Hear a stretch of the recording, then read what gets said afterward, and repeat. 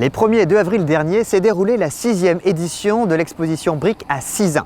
Le rendez-vous des affoles, Adult Fan of Lego, attire des passionnés et des curieux de tout âge. Devant les constructions en briques, c'est l'émerveillement assuré.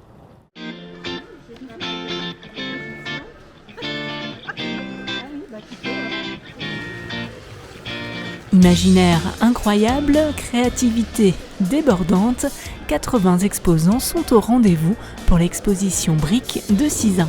La passion des constructions en petites briques de plastique, c'est souvent une histoire d'enfance et une histoire de famille.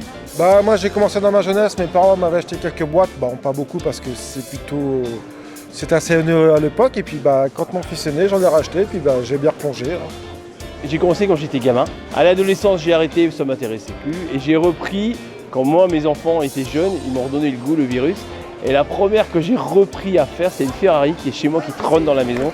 C'est ma première voiture que j'ai faite et elle est toujours là, c'est mon plaisir. Moi, avec mon frère, tout gamin, je jouais beaucoup au Lego. Dès que j'ai eu des enfants, Théo était le premier. Et dès qu'il avait l'âge de jouer avec les briques, du coup, j'en ai profité pour acheter sa première boîte. Et depuis, on en est là. Tiens, on va faire ça. Ah ouais, bonne idée, allez hop, c'est parti. On faisait pas d'expo avant, on n'exposait jamais avant d'avoir fait l'émission. C'est vrai que quand on arrive dans ce milieu-là, la première fois, on était... c'est qui tous ces gens? Ils sont aussi forts que nous. C'est des grands malades. Les exposants sont venus de toute la Bretagne et même d'un peu plus loin. Déborah est canadienne. C'est mes modèles très petits que je peux voyager avec. J'en ai 6 que j'ai apportés du Canada. Mais normalement, je fais des constructions assez immenses, architecturales, des maisons meublées avec lumière, tout détaillé, piscine, jardin. Mais pour venir ici, évidemment, c'était très, très, très difficile d'apporter tout. Alors, j'ai que des petites pièces. Il y en a qui disent que les adultes ne devraient pas jouer avec des jeux d'enfance, mais je ne suis pas d'accord. C'est comme un médium d'artiste pour moi et j'aimerais le partager avec le monde. Les expositions de briques réunissent dans une ambiance joyeuse la grande famille des affoles, les adultes fans de briques. Je trouve ici qu'il y a un côté convivialité, on mange ensemble, c'est très très social ici. Alors je trouve qu'il y a une différence entre les deux côtés de l'océan. Les expositions, quand on se retrouve, parfois ça fait 1 an, voire plus. Et quand on se retrouve, c'est la grande réunion de famille en quelque sorte. Donc c'est toujours une bonne ambiance. Soucieux du bien-être des personnes en situation de handicap, l'organisation a choisi de leur réserver une demi-journée de découverte.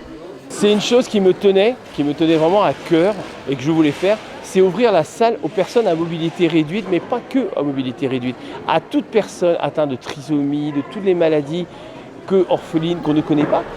On voulait vraiment qu'ils aient un moment pour eux, un temps calme pour qu'ils puissent apprécier autant que nous aussi l'exposition, et ils ont besoin de plus de calme. Donc c'est pour ça qu'on a choisi de mettre ça en place de nouveau. Dans le monde des briques, la passion n'a pas d'âge et tous les yeux s'émerveillent. C'est très sympa de regarder quand même les gens réagir ou prendre en photo les petites choses. Voir que certaines personnes aiment bien, par exemple le tic-tac qu'on a là, c'est toujours sympa de voir leur réaction. Moi je suis étudiante à l'université. Mine de rien, on est encore quelques-uns à aimer avoir nos Lego avec nous. Et ça permet aussi de montrer à des gens, des personnes âgées.